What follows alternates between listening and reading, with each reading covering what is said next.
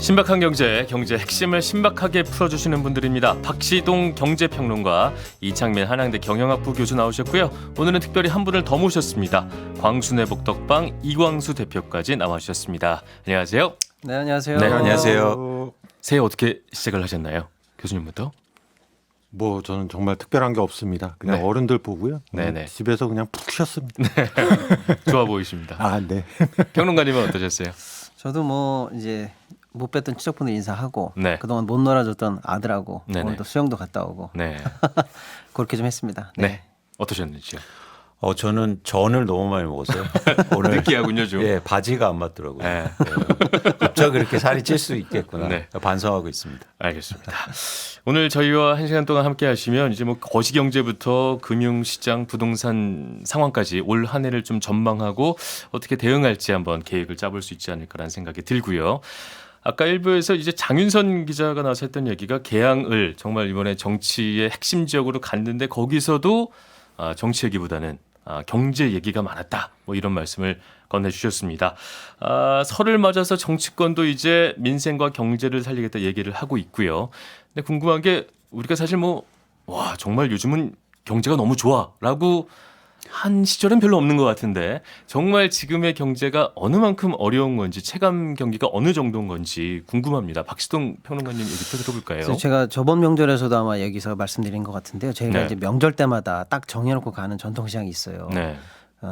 같은 곳을 14년간 지금 모니터링하고 있는데요. 14년. 예. 데이터가 좋겠네요. 그렇습니다. 실제로 지금이 또 가장 힘들다고 말씀을 하시고요. 네네. 근데 이게 그냥 앓는 소리 하시는 게 아니고요. 제가 네. 자료를 봤더니 소상공인 전통시장의 체감 경기 지수가 1월보다 소폭 는 거에 불과했고 네. 2월 달 전망 관련해서는 BSI가 73.2인데 이게 전월 대비해서는 2% 잠깐 올랐습니다마는 지난해 12월보다도 4%가 떨어진 수치예요. 그러니까 2월에 설 대목이 있는데도 불구하고 12월보다 소상공인들이 느끼는 전망치가 더 안 좋다. 더 안 좋아졌다. 예, 그런 상황이고요.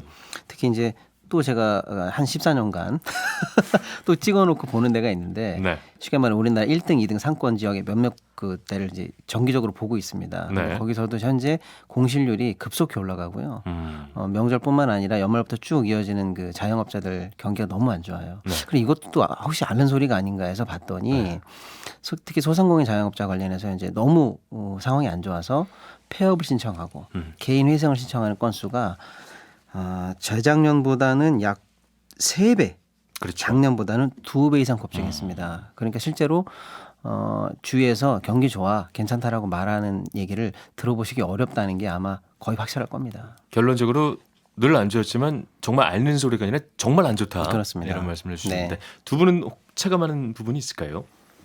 뭐 저는 연휴에 그냥 집에만 있어서 네. 실질 체감은 아니고 네. 그냥 데이터를 보면 음. 저는 이제 주로 거시경제 상황을 보면 저희가 경제가 안 좋아지기 시작할 때는 처음에 반응이 오는 게 보통 투자예요. 투자다. 네, 투자라는 거는 이제 기업 부분이죠. 그러니까 제가 말씀드리는 건 주식 투자 이런 거 말고요. 네. 실제 기업의 실물 투자나 아니면 뭐 건설 투자 뭐 이런 것들이 제일 먼저 반응을 하고요. 네. 그다음에 이제 경기 침체가 본격적으로 들어가면 나타나는 게 이제 소비 같은 게 흔들리면서 지금 전통 시장이나 그다음에 여기 한국은행 통계 나온 거 보면 서비스업이 올해 그러니까 작년이죠. 증가폭이 축소됐다는 게 저런 전통 시장, 재래시장 이런 데로 드러나니까요. 네. 그런 것들을 감안해 보면 그렇게 좋은 시그널이라고 볼 수는 없는 것 같습니다. 지금 상황이. 이미 네. 기업의 투자 감소는 시작이 됐고 네, 네, 네. 그게 이제 소상공인까지 내려왔다. 이렇게 보시는 거군요. 네, 그리고 이제 거기가 흔들리면 저희가 GDP에서 차지하는 비중이 꽤 큰 이제 소비가 흔들린다고 보면 네. 예, 그때는 진짜 긴장해야 되는 저희가 타임이라고 보통 보거든요. 네네. 예, 뭐 그런 조짐이 좀 시작된 거 아닌가 싶어요. 네. 알겠습니다. 거시경제는 어쩔 수 없겠지만 그래도 우리 각자 개개인이 그렇다면 이번 1년 동안 우리는 어떤 대응을 해야 되냐 당연히 고민이 될 수밖에 없을 것 같습니다. 그중에 또 가장 큰 것 중에 하나가 역시 부동산 시장이라고 얘기를 할 수가 있을 텐데 이광수 대표님한테 좀 질문을 드리자면 설 연휴가 부동산 시장의 변곡점이 된다. 뭐 이런 얘기를 많이 들었던 것 같아요. 근데 왜 그럴까? 좀 궁금하거든요. 왜 설 연휴를 변곡점으로 보는 걸까요? 항상 그래왔진 않지만 말씀하신 대로 설이 상당히 중요한 그런 변곡점 역할을 한 이유는 네. 설 이후에 이사철이 일단 오고 봄철. 봄이 차잖아요. 그렇죠. 네. 그리고 또 1년의 어떤 계획들을 설 이후로 대부분 또 세우기 때문에 중요한 번곡점이 되기도 합니다. 그래서 설 이후의 그 모습을 보면 네. 1년 동안 한국 뭐 예를 들어서 부동산 시장이 어떻게 흘러갈 거다 이렇게 예측할 수도 있죠. 네. 네, 특별한 어떤 변화가 없는 한. 그러니까 올해도 2월 말이나 3월 초 정도면 올 한 해 부동산 시장을 어느 정도 예측은 해볼 수 있다는 말씀이군요. 그렇습니다. 그 전반적인 분위기를. 네, 네. 알겠습니다. 일단 올해를 분석하려면 지난해에 대한 철저한 분석이 좀 필요할 것 같은데 지난해 부동산 시장은 어떻게 평가를 하시나요? 일단 2022년부터 볼 필요가 있는데요. 네, 좋습니다. 2022년 한 8월 이후부터 한국의 부동산 가격이 빠지기 시작했어요. 굉장히 빠르게. 22년 8월. 네. 그러다가 지난해 2023년 2월부터 다시 소폭 가격이 오르기 시작합니다. 그러다가 다시 회복세를 보이던 가격이 2023년 9월부터 다시 하락하고요. 네. 그래서 올해 1월까지 지속적으로 하락하는 모습입니다. 일단 가격만 말씀드리면. 네. 그래서 지금 전반적인 모습은 한국의 부동산 시장이 변동폭이 되게 크다. 사실 이렇게 큰 자산이 막 한 6, 7개월 만에 또 분위기가 바뀌고 이런 시장이 과거에는 그렇게 흔치 않았거든요. 부동산 시장은 엄청 큰 자산 중에 하나인데 그렇죠. 이게 그렇죠. 한 6개월별로 이렇게 바뀌었네요. 그렇죠. 갑자기 가격이 떨어지다가 또 오르기도 하고 거래량이 증가하다가 네. 또 크게 감소하기도 하고 그래서 지금은 변동폭이 커졌고 그 말은 자산 시장을 분석할 때 가장 중요한 함의를 주는 건 불확실성이 커졌다는 거예요. 네. 그러니까 어떻게 될지 잘 모르겠다. 그렇기 때문에 시장 참여자들이나 뭐 내 집 마련 하시는 분들도 네. 우려가 좀 커지는 거죠. 그럼 지난해 2월에 떨어지던 부동산 가격이 조금 올랐던 것은 왜 그랬다고 분석을 하시는 건가요? 그게 일반적으로 정부 정책이라든가 뭐 특례보금자리론 이런 대출 정책 네. 이런 것들 때문에 수요가 증가했다고 말씀하시는데 네. 그렇지 않습니다. 가장 중요한 건 그 전에 가격이 빠졌기 때문에 네. 회복한 거예요. 그러니까 전제가. 예를 들어서 정책이 아무리 나오고 대출을 풀어줘도 네. 가격이 안 빠졌으면 네. 그렇게 가격이 다시 오르지 않았을 거예요. 음. 그렇기 때문에 가장 중요한 전제는 그 전에 가격이 급락했거든요. 네네. 쉽게 말해서 강남의 집값이 20억에서 15억으로 빠졌으니까. 그래서 사람들이 몰린 것이다. 그러니까 거기에서 일종의 양념이 더해진 거죠. 네네. 뭐 정책도 그렇죠. 완화되고 대출도 규제되고 그 이유는 딱 보시면 어디다 보면 쉽게 말해서 자산 시장을 보실 때 이따도 주식 얘기 말씀드리겠지만 정고점이 낮아지고 있습니다. 네. 그러니까 예를 들면 20억짜리가 15억으로 떨어졌다가 가격이 오르는데 18억까지밖에 못 올라요. 그러다가 다시 빠지거든요. 예전만큼 회복 못하고 또 그렇죠. 떨어진다. 그렇죠. 이건 뭐냐면 시장에서 이런 시장 변동을 일으켰던 이유가 가격이 빠졌기 때문에 수요가 붙은 거지 네. 이게 추세적으로 들어오는 수요는 아니라는 겁니다. 알겠습니다. 그럼 지난해를 정리를 해보자면 간략하게 요약을 하자면 변동폭이 컸다. 네. 로 볼 수 있을 텐데 그렇습니다. 그 흐름은 그렇다면 올해도 계속 이어질 걸로 예상을 하시는 건가요? 네, 일단 상하반기를 좀 구별해서 말씀드리고 싶은데요. 네. 상반기는 뭐 총선도 있고 정책 이슈도 있고 여러 가지 이슈 때문에 시장은 거래량이 크게 감소했고요. 그러면서 가격의 하락은 뭐 크게 이루어지지 않는 그런 시장을 전망하고 있고요. 네. 하반기로 갈수록 가격의 하락폭이 커지는 그런 시장을 전망하고 있습니다. 가격이 더 떨어질 것이다. 그렇습니다. 근데 여기서 계시지만 한번 생각해 보세요. 저희가 이제 집값을 얘기할 때 최근에 네. 가격이 많이 빠졌거든요. 근데 자, 제가 두 가지 경우를 말씀드려 볼게요. 네. 10억짜리 10채가 있는데요. 네. 한 채가 7억으로 빠진 게 하나입니다. 네. 그리고 두 번째 경우는요. 10억짜리 10개 중에서 세 채가 8억으로 빠져요. 어느 게 많이 빠진 겁니까? 그냥 직관적으로 들었을 땐뭐 세채 8억 뭐 이거 아닌가요? 근데 첫 번째 경우는 네. 한 채가 한 채 7억이나 7억. 빠졌잖아요. 네. 어느 게 많이 빠졌다고 생각하세요? 저 수학 잘 못해서 잘 아니 모르겠어요. 수학하고 상관 그냥 머리 아파. 그냥 감정으로 어느 게 많이 빠졌을까? 모르겠어요. 그냥 알려주세요. 근데 저희는 일반적으로 생각할 때 한 네. 채가 7억 빠졌는 게 많이 빠졌다고 생각하죠. 네. 그런데 저희가 자산 시장 특히 부동산 시장을 판단할 때는 네. 두 번째 경우 네. 즉 세 채가 8억으로 빠졌을 때가 많이 빠져요. 제가 맞았네. 네. 찍었는데. 그런데 제가 왜 이 말씀을 왜 드냐면 네네. 그동안 하락은 첫 번째 경우였어요. 한 채가 7억 빠졌어요. 이해했습니다. 그래서 내 집 마련하거나 집을 뭐 사신다고 할 때 그 7억 빠진 거를 볼 수가 없었어요. 한 채밖에 없으니까. 금방 사라지죠. 네, 사라지니까. 금방 누군가 사라지고. 샀고. 예. 그런데 향후로 다가올 하락 시장은 세 채가 8억 빠질 겁니다. 네. 예, 그래서 빠지는 물량이 많아진다. 이게 사실 핵심이에요. 시장을 전망하는데. 근데 그렇게 물량이 많아지다 보면 더 빠질 거란 우려 때문에 사려는 사람도 줄지 않겠어요? 거래량도 줄지 않을까라는 생각이 드는데요. 그건 제가 말씀드렸잖아요. 왜냐하면 부동산 가격이 빠지면 수요가 무조건 들어옵니다. 왜냐하면 사용 가치가 있기 때문이에요. 네네. 그러니까 주식하고 달라요. 주식은 사용 가치가 없어서 빠져도 계속 빠질 수 있거든요.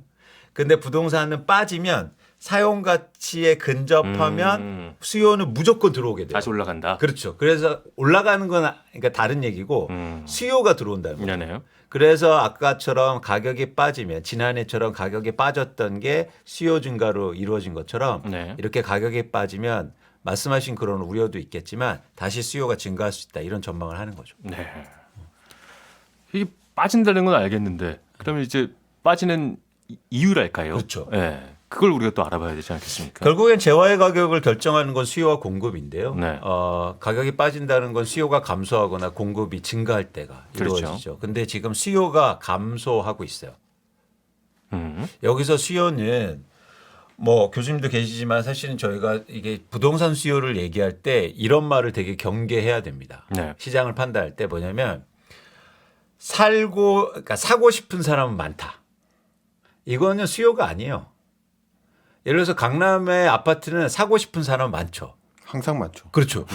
그런데 실제로 사려는 살 수가 없는 살 수 거예요. 있는 그러니까 유효 수요가 없거든요. 네. 그래서 지금 한국의 부동산 시장의 가장 큰 그 뭐랄까 변동 요인은 유효 수요가 크게 감소한 거예요. 왜요? 가격이 너무 올랐기 때문에.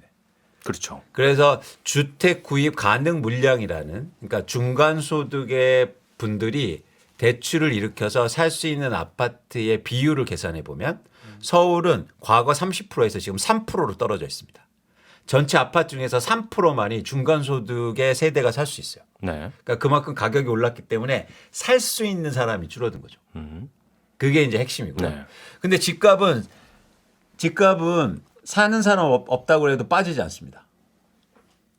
그냥 거래만 그렇죠. 안 될 뿐이에요. 유지하고 있는 거죠. 그렇죠. 핵심은 누가냐면 집을 갖고 있는 사람들이 팔아야 돼요. 네. 그게 저는 예상된다는 거예요. 그 집을 이미 팔기 시작했는데 최근에 매물이 증가 속도가 굉장히 빠릅니다. 네. 1년 전에 서울 아파트의 매도 물량이 4만 건이었는데 지금 7만 건, 8만 건이 육박하고 있거든요. 네. 그건 뭐냐면 집을 갖고 있는 사람들이 팔기 시작했어요. 이건 공급의 증가예요. 네. 네. 그럼 왜 파냐가 중요하잖아요. 그렇죠. 그래서 제가 파는 사람들을 조사를 해봤습니다. 그랬더니 10년 이상 보유한 사람들의 매도 물량이 증가하고 있어요. 이유는 뭔가요? 생각해 보세요. 집을 우리나라에서 아파트를 10년 이상 보유하고 있다는 건 어느 지역을 갖고 있는지 집값이 2배 올랐어요. 네. 근데 부동산을 갖고만 있다고 투자로 갖고 있는데 갖고 있다고 이익은 생기지 않습니다. 그렇죠? 팔아야지 이익이 팔아야지 생기죠. 실현되죠. 네. 근데 어느 시점에 팔아야 될까 고민하다가 이제 내놓기 시작한 거예요. 네. 왜? 두 가지 이유겠죠. 하나는 더 이상 상승 기대감이 없고 더 떨어질 것 같기도 하고. 그렇죠. 불확실성이 커진 네. 거죠. 말씀드렸죠. 네. 수요가 없으니까.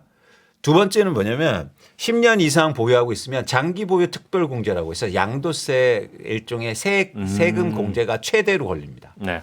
그러니까 그런 어떤 기술적인 요인까지 합쳐지면서 결국엔 집을 갖고 있는 사람들이 내놓는 매물의 양이 증가하고 있다는 거예요. 그런데 우리나라가 전체 아파트 중에서 무려 30% 이상이 다주택자 내지 투자하고 계신 분들이 보유하고 있거든요. 네. 서울은 50%가 넘습니다. 네. 그러니까 이분들이 매물을 증가시키면 네. 그럼 공급 증가고 그러면 가격이 빠질 수밖에 없다는 거죠. 네. 이광수 대표님께서 일단 그 주택 시장을 위주로 해서 네네. 올해가 굉장히 안 좋을 거다. 굉장히는 아니겠습니다. 굉장히. 아무튼 네. 어쨌든. 근데 병원님 이거는 저희가 개념 그러니까 판단을 좀 해볼 필요가 있어요. 그러니까요. 이게 좋은 거냐 나쁜 그렇죠, 거냐는 그렇죠. 과연 누구 관점이냐는 거죠. 네. 그래서 판단 좀 해주세요. 최종적으로. 아니, 어떤 의미시냐면 예를 들어서 아까도 살짝 굉장히 중요한 포인트가 지나갔는데 네. 예를 들어서 빠지면 그러니까 아까 잠깐 한 쭉 내려가다가 잠깐 반등한 구간이 왜 그랬냐라고 앵커님이 지난해. 물어보셨단 네. 말이에요. 근데 그때 이광수 대표님께서 해주신 말씀이 굉장히 중요한 말씀이에요. 빠졌으니까 올랐지. 네. 즉 어느 정도 저점으로 계속 내려가는 게 과연 안 좋은 거냐 방금 말씀하신 것도 일맥상통하는 얘기인데요. 결국에는 유효 수요가 확보되어 있는 구간까지 내려가 줘야 다시 매입을 할 수 있는 그렇죠. 수요들이 수요가 올라올 들어오니까 것이다. 그래야 다시 또 선순환되는 구간까지 갈 수 있다 이런 식으로 그렇습니다. 좀 해석이 되는 말씀 같고요.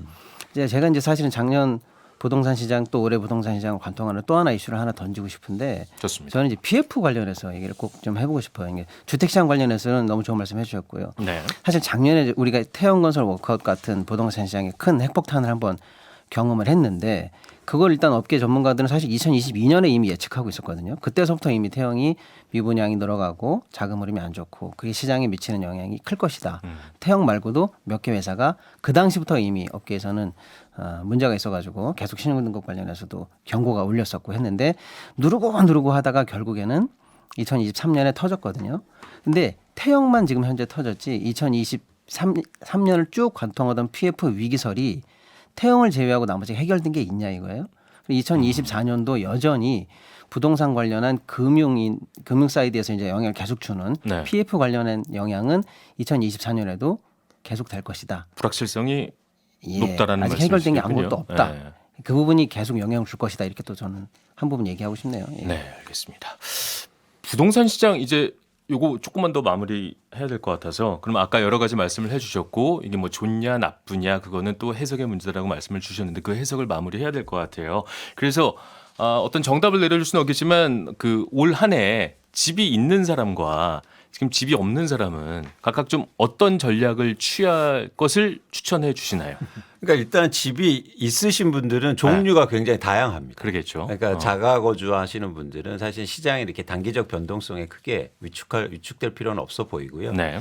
예를 들어서 다주택자분들은 지금의 분위기를 보면 빨리 파시는 게 좋을 것 같아요. 다주택자분들은 빨리 파는 게 낫다. 네, 왜냐하면 가격이 더 하락하는 것보다 네. 그게 더 좋을 것 같고 그리고 이제 무주택자분들이 관건인데 네. 무주택자분들은 제가 볼 때 가격이 하락할 때 내 집 마련을 하셔야 된다. 저는 한국의 부동산 시장의 가장 큰 이렇게 변화가 극심한 이유는 네. 자기 집에 사는 비율이 너무 낮기 때문이에요. 네.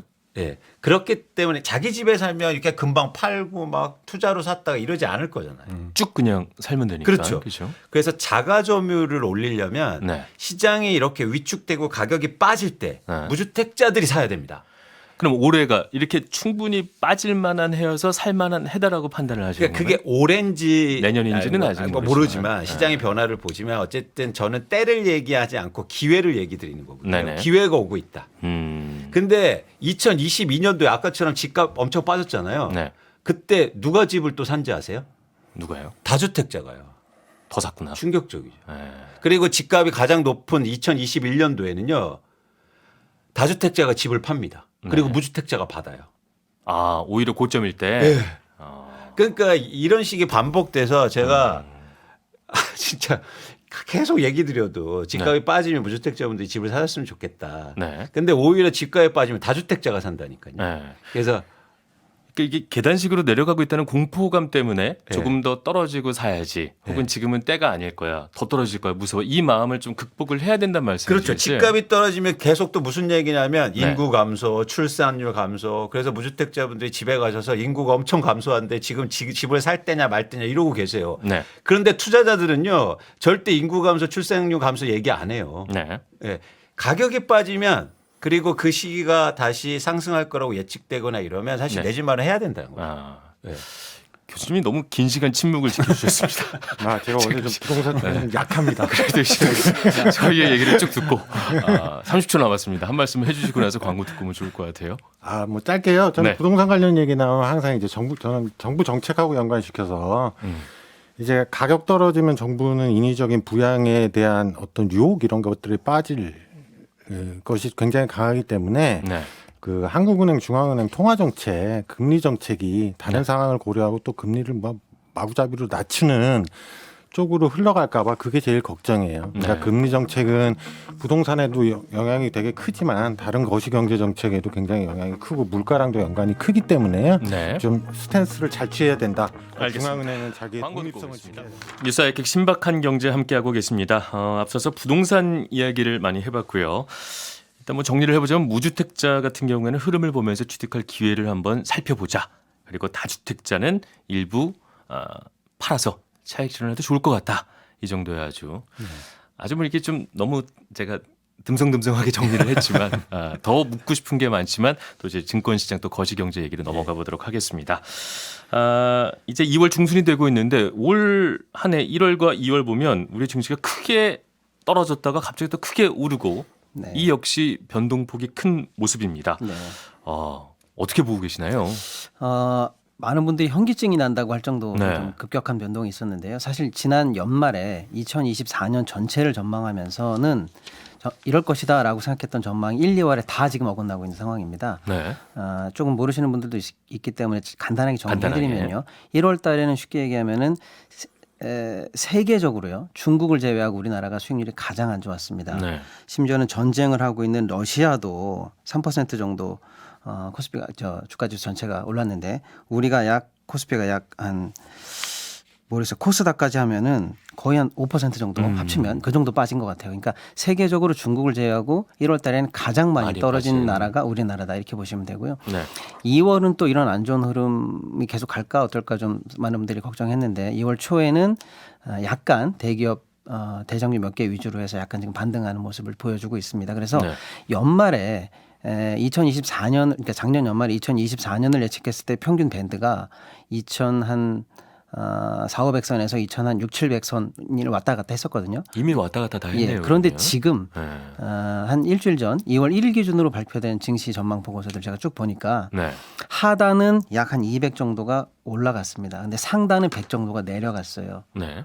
그렇게 해서 현재 우리 증시 전체 전망을 보니까 한 2,400선에서 600선 사이를 네. 현재 우리 밴드로 보고 있는 것 같습니다. 그러니까 1, 2월은 쉽게 말하면 이 사이에서 네. 하단도 찍고 상단도 찍으면서 굉장히 지금 롤러코스터를 탔다 이렇게 보여지는 모습입니다. 네. 근데 문제는 왜 이유가 그런지가 있을 거 궁금할 거 아니에요? 아닙니까? 네. 1월 달에는 그럼 전 세계에서 우리나라가 왜 이렇게 안 좋았던 왜 우리나라만? 거예요? 전쟁하는 러시아보다도 안 좋았던 거라고 하는데 한 세 가지 정도를 원인으로 일단은 꼽습니다. 네. 뭐 하나는 일단은 중국이 역대 지금 가장 안 좋은 구간으로 경제가 들어가고 있거든요. 근데 우리는 사실 중국하고 묶여 있는 다는 인식이 있습니다. 네. 세계적으로 그래요. 그래서 중국하고 예를 들면 미국이나 이런 큰 세계에 있는 투자 펀드 같은 경우에는 중국 증시하고 한국 증시하고 묶어서 보는 경향이 있어요. 그래서 하나는 중국 증시가 굉장한 지금 쉽게 말하면 침체 국면으로 들어가기 때문에 그 영향 속에서 한국도 묶여서 일단 같이 떨어진 것이다. 같이 떨어진 것이다라는 게 하나의 요인이 되는 거고 또 하나는 같은 요인일 수도 있지만 조금 더 구체적으로 들어가 보면 중국 자체가 좋지 않으면 한국 자체가 중국에 수출하는 그 과정이 역시 좋지 않을 거거든요. 그래도 우리나라 시장 관련해서는 뭐 중국이 어려우면 우리가 거기서 물건 팔기 어려운 상황이니까요. 그래서 그것 자체가 한국 경제에 결국에는 좋지 않은 영향을 미친다라는 네. 게 있었고요. 세 번째 요인을 여러 이제 보고서마다 다 다르게 뽑습니다. 어제 두 개까지는 비슷했는데요. 네. 근데 세 번째로 주로 뽑는 것은 이제 상반기에 당초 미국의 금리 인하의 시그널이 조기에 잡힐 것처럼 생각이 됐는데 그게 지금 중반 때 3월 조기 인하는 좀 어려운 것 같고 네. 그래서 내려가기 때문에 한국이 역시 고금리 부담을 많이 안을 것이다. 당분간 한국이 고금리 위험이 좀 길어질 것이다. 왜냐하면 미국보다 후발해서 내려갈 걸로 보기 때문에 네. 고금리 노출 기간이 길어질 것이다. 이 세 가지를 공통 원인으로 보는데 저는 한 가지 더 추가하고 있는 게요. 한 두 가지 정도 더 추가하고 있는 게 우리나라 기업의 실적 회복에 관한 전망이 점점 더 어두워지고 있다. 어두워지고 있다. 예, 그게 하나 좀 말씀드리고 싶은 포인트가 하나 있고요.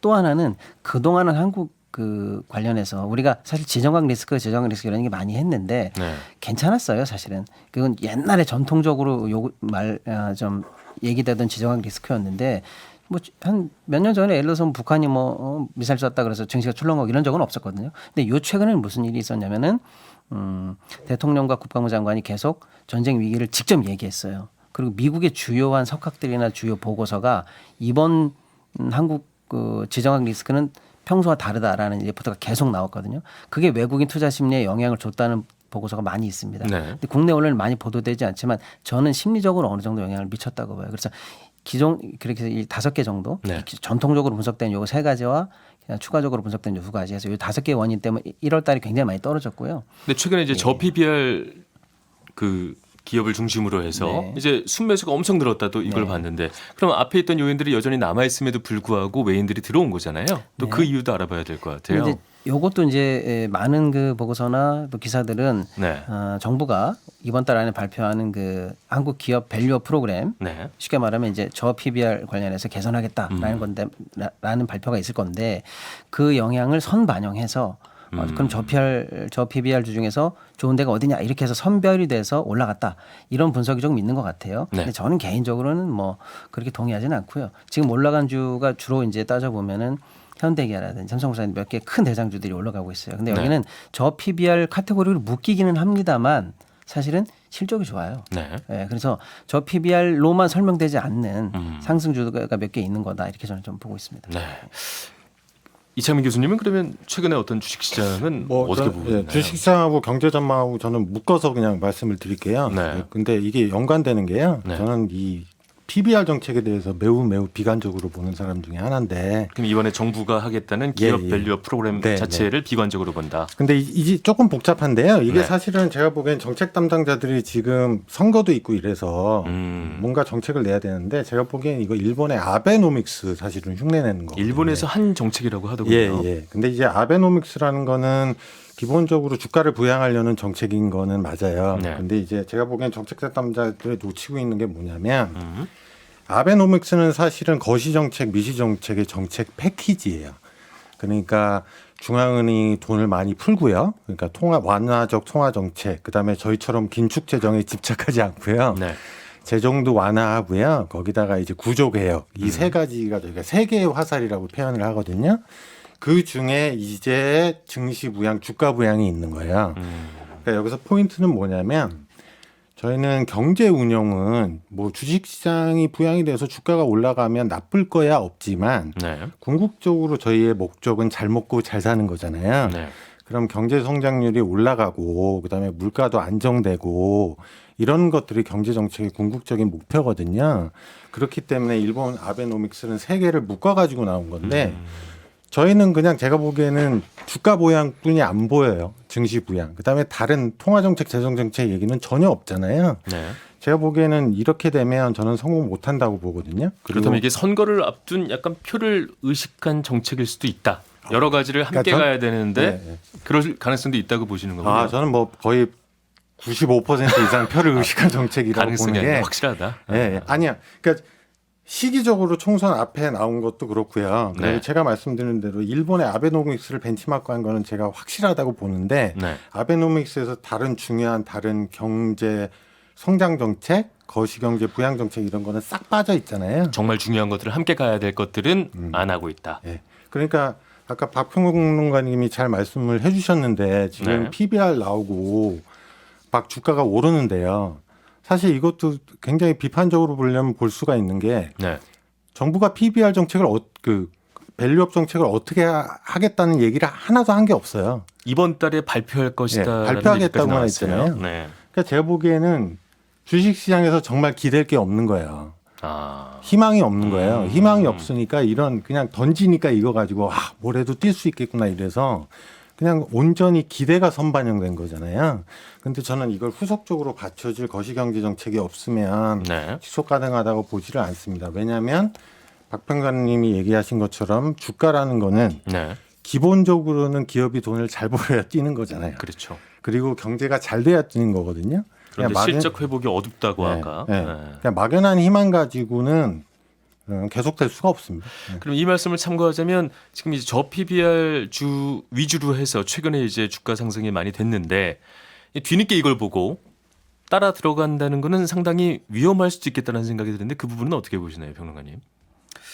그럴 수 있죠. 근데 지금 이제 말씀 주신 게 이제 사실은 이번 PBR 정책의 본질이 교수님 네. 말씀이나 저희 얘기에서 나왔는데 네. 뭐 PBR 뭐 어려운 개념이 아니고요. 뭐 가지고 있는 자산 분의 위에 있는 거는 이제 시총인데 네.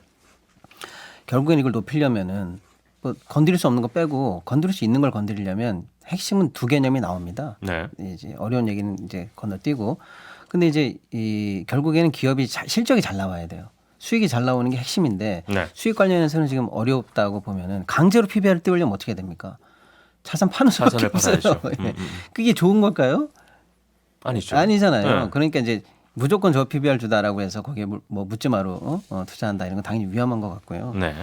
핵심은 지금 일본 정책을 총론적으로 좋은 걸 따오겠다. 그건 괜찮은 것 같아요. 네. 예? 예를 들어서 뭐 기업 밸류업을 하겠다는 정책.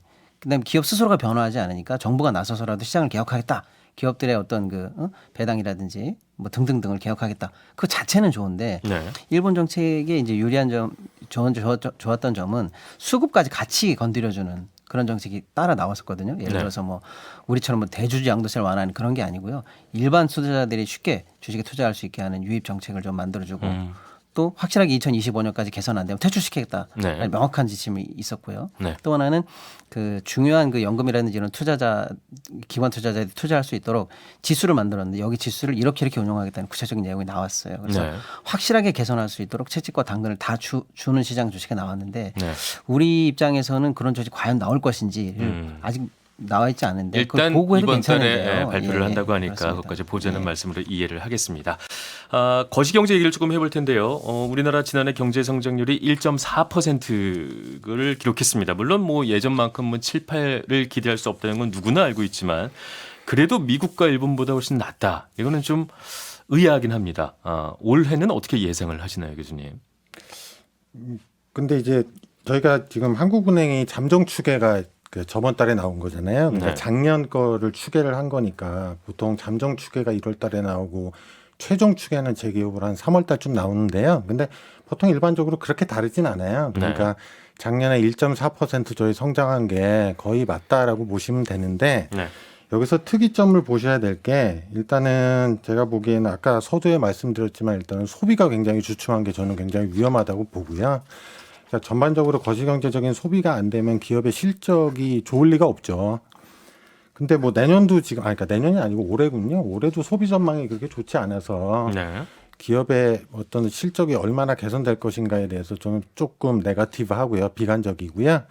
그다음에 이제 작년의 특징에 저희가 1.4% 나오는데 상당히 많은 기여를 한 게 소위 말하는 정부 소비예요. 네. 그러니까 정부 소비라는 건 저희가 맨날 말하는 추경, 그렇죠. 재정 지출 이런 건데 이게 굉장히 낮습니다. 저희가 최근 한 4, 5년간의 정부 소비 이게 한 4%, 5%씩 성장을 해줬는데 그렇죠. 작년만 1%예요. 그러니까 이거는 정부가 제대로 된 역할을 안 했다는 거거든요. 더 풀어야 된다는 말씀이시겠군요. 예, 근데 이제 그러니까 경제가 위기나 회복 과정에서는 정부의 역할이 굉장히 중요한데 그러니까 작년에 1.4% 나오는데 정부가 긴축 재정을 한 게 상당한 기여를 한 거거든요. 근데 계속해서 긴축 재정은 정말 금과 옥조처럼 계속 가잖아요.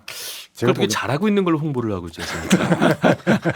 오히려 그게 잘못됐단 말씀이시군요. 그럼 지금. 저는 매우 잘못됐다고 보죠. 네. 매우 잘못됐다고 보고요. 거기다가 지금 계속해서 세금은 또 계속 깎잖아요. 그럼 네. 재정 여력도 더 빈곤해질 거기 때문에 네. 그거기 때문에 설사 기조를 안 바꾸겠지만 기조를 바꾼다고 그래도 네. 국간에서 쓸 돈이 없을 거예요. 아마. 네. 네, 그렇기 때문에 전 되게 비관적이에요.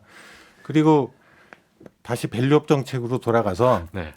모르겠어요. 섣부른 예측을 하는 건 아니지만 2월 중순에 제가 밸류업 정책이 뭐가 있을까가 싶어요. 지금 정부 기조 안에서. 별 기대가 안 된다. 네. 네. 그러면 제가 보기에는 모든 기대는 선 반영됐잖아요. 이미 저는 충분히 선 반영됐다고 보거든요. 과하게 반영됐다. 네, 과하게 반영됐다고 보기 때문에 모르겠어요. 또 우울한 얘기해서 죄송합니다. 알겠습니다. 근데 이 전망에 대한 의견 네. 들어보겠습니다. 근데 경제 성장률 전망할 때 저희가 네. 이제 두 가지 축이 있는데요. 일종의 기대값을 저희가 계산해야 되는데 하나는 네. 뭐냐면 예를 들어서 내수라든가 교수님이 말씀하신 내수라든가 아니면 정부 지출은 확률이 높은 예측 분야죠. 그래서 기대값 계산할 때 확률을 높게 계산하고 네. 그리고 또 하나 예를 들어서 대외 경제 변수 예를 들어서 수출이라든가 이런 부분은 확률이 낮잖아요. 우리가 기대한 게 똑같이 이루어질 가능성. 근데 지금의 한국 경제 성장한다 뭐 좋아진다라는 게 불확성이 큰 수출 의존도가 너무 높은 거예요. 그렇죠. 우리 그렇기 구조가. 때문에 기대값이 굉장히 낮은 상황이에요. 그래서 사실은 저희가 이제 추구해야 될 바는 결국엔 내수 소비를 좀 증진시키고 정부 지출을 늘리는 쪽을 가야 네. 불확성이 줄어들 거 아닙니까? 같은 의견이시군요. 네, 그래서 그런 차원에서 예를 들어서 반도체 수출이 증가하면 경기가 훨씬 더 좋아지는 거고 네. 만약에 우리가 예상보다도 반도체 경기가 안 좋아지면 그래도 선방할 수 있는 거고 네. 그런 측면에서 꼭 말씀드리고 싶은 거고 또 하나 뭐냐면 저는 더 중요하게 보는 거 잠재 성장률인데요. 네. 잠재 성장률은 크게 세 축이거든요. 하나는 인구와 그리고 두 번째는 투자와 하나는 혁신입니다. 네. 그런데 한국은 인구 줄어들고 있고요. 줄어들죠. 그리고 투자 안 하고 있고요. 결국엔 혁신이 필요하거든요. 근데 경제의 혁신이 이러려면 가장 중요한 조건이 전 두 가지라고 봐요. 하나는 뭐냐면 경제적 사회적 격차가 줄어들어야 돼요. 네. 예를 들어서 대기업과 중소기업의 격차가 줄어들어야 중소기업 막 하고 싶고 그리고 스타트업도 많이 생기죠. 네. 그런데 이게 점점 사회적 격차가 지금 벌어지고 있잖아요. 뭐 이게 빈부격차도 마찬가지고. 양극화 문제. 그렇죠. 그래서 이런 혁신이 없어지고 있는 거 하고요.